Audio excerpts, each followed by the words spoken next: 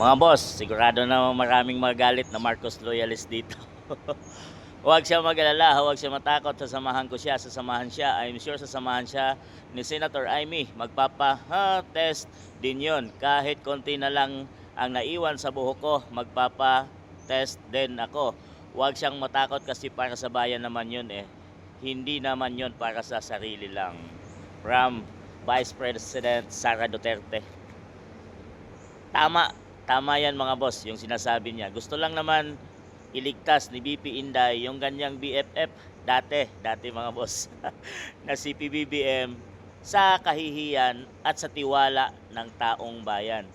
Bilang presidente ng Pilipinas, yun nga sinasabi mga boss, dapat malaman ng taong bayan na hindi talaga siya gumagamit ng pinagbabawal na gamot. Yun mga boss no, dahil hawak mo na ang buong Pilipinas mga boss, ang kapakanan ng mamamayang Pilipino. So, para magtiwala ang taong bayan at bumalik ang tiwala ng taong bayan sa kanya, napakabilis lang namang gawin yon. Hair follicle test mga boss, tapos na ang lahat. Sasamahan pa siya ni BP Inday Sara.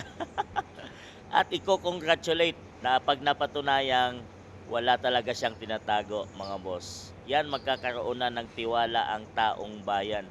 Huwag siyang mag-alala at kung wala naman tinatago, talagang walang makikita sa test na yan mga boss.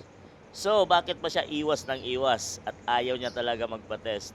May tinatago ba si PBBM?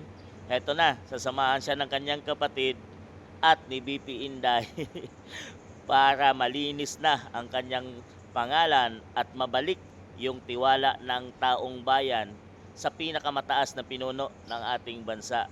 Ganon kasimpol at matatapos na ang lahat. Sana gawin din to ni PBBM at para matapos na ang lahat ang kaguluhan tungkol sa kanya